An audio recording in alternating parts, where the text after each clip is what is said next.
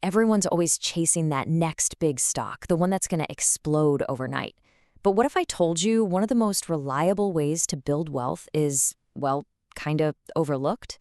Today, we're pulling back the curtain on the quiet power of dividend investing. So let's start with this question.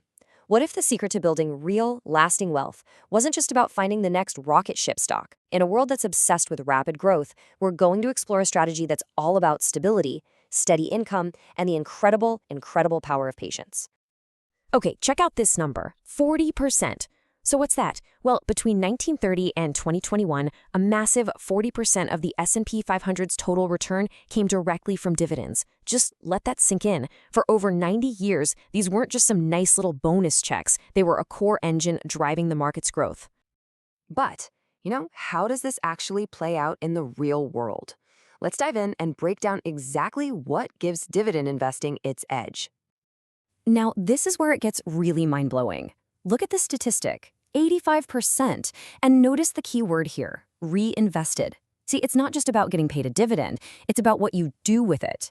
This shows that when you plow those dividends right back into your investment, they become the overwhelming driver of your long-term returns. It's an absolute game changer. And here's where we see the defensive power of dividends. Remember the lost decade from 2000 to 2009? The stock market, the S&P 500, actually went down over that entire period. But for investors in dividend stocks, those consistent payouts acted like a safety cushion, often meaning they still came out with a positive return. That's a huge deal when the market is struggling. Okay, so to really take advantage of this strategy, we've got to speak the language, right? Let's quickly go over a few key terms you absolutely need to know. First up is dividend yield. The easiest way to think about this is like an interest rate on your investment, but paid out in dividends. It's a really quick way to see the income potential of a stock. But, and this is important, it definitely doesn't tell the whole story. Next, you've got the payout ratio. This is like a health check for a company's dividend. It tells you exactly what slice of the profit pie is going back to shareholders. Now, if this ratio is super high, that could be a red flag that the dividend isn't sustainable. But a lower ratio, that suggests the company is keeping plenty of cash to grow the business. And finally, a really important bit of logistics, the ex-dividend date. This one's simple. It's the cutoff day. If you want to get that next dividend payment, you have to own the stock before this date. Miss it, and you'll have to wait for the next one. All right, now that we've got the lingo down, let's talk about the absolute royalty of the dividend world. We're not just talking about any company that pays a dividend. Oh no, these guys are in a class all their own. So a lot of people know about the dividend aristocrats. Those are the big S&P 500 companies that have raised their dividends for at least 25 years in a row. Super impressive. But there's another level, an even more exclusive club. The dividend kings. These companies don't have to be in the S&P 500, but their track record is just unreal. We're talking over 50 consecutive years of increasing their dividend payout. As of early 2026, there are only 57 members in this super exclusive club. Just think about what that means. Through recessions, crazy market crashes, wars, pandemics, through all of it, these companies have consistently raised their dividend every single year for more than half a century. That is some serious staying power. So what kind of companies pull this off?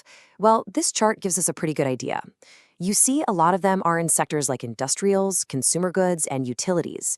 These are the businesses that sell stuff we need no matter what the economy is doing. That stability allows them to generate steady, reliable profits and reward their shareholders with incredible consistency. Okay, so let's say you're on board. You like this idea. How do you actually get started and put your money to work? Well, there are basically two main ways to go about it. So, path number one, you can do the research yourself and buy individual stocks. This gives you complete control. Path number two is you can buy a dividend-focused ETF, which is basically a basket that holds dozens of these stocks all at once. You get instant diversification. The big trade-off here is really control versus simplicity. And here are just a few examples of popular dividend ETFs so you can see what I mean. You've got funds like SCHD, which focuses on high-quality, sustainable dividends. Then there's VYM, which goes after companies with really high yields right now. And VIG takes a totally different approach, focusing on only companies that have a long history of growing their dividends. And look at those expense ratios. They're super low, which makes this a really affordable way to get in the game. All right, we've saved the best for last. This is the most important part of the entire strategy. This is how you take a good idea and turn it into a truly powerful wealth-building machine. We are talking about the magic of compounding. It's the snowball effect. You reinvest your dividends, which buys you more shares. Those new shares then earn their own dividends, which you then reinvest to buy even more shares. You see where this is going? Over decades, this cycle just keeps feeding itself, turning a small investment into a huge one. And the easiest way to put this on autopilot is with something called a dividend reinvestment plan, or DRIP. Let's walk through it. Say you own 1,000 shares. The company pays you a dividend of, say, $150. Instead of that cash landing in your account, the DRP automatically uses that $150 to buy you more shares. So boom, now you own 1,014 shares. And guess what? Next time a dividend is paid, you're getting paid on all 1,014 of those shares. It's compounding on autopilot. Now, DRIPs are amazing because they're simple, automatic, and often there are no brokerage fees, which is awesome. But there are a few trade-offs. You don't get to pick the price you buy at. It's just the market price. And because you're always buying more of the same stock, you have to be careful that your portfolio doesn't get too heavily weighted in one place. And let's not forget one last massive advantage: taxes.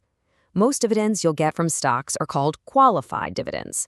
That's just a fancy way of saying they get taxed at a much lower rate than your regular income. I mean, look at the 2026 brackets here. For a lot of people, the tax rate on those dividends is just 15%. And if you're in the lowest income bracket, it could even be 0.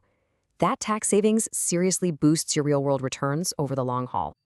Which really brings us all the way back to our big question. In a world that's constantly chasing the next hot trend, maybe the patient, steady, and incredibly powerful strategy of reinvesting dividends holds the real key. Perhaps the secret isn't about getting rich quick, but about getting wealthy, for sure. Thanks for joining us for this explainer.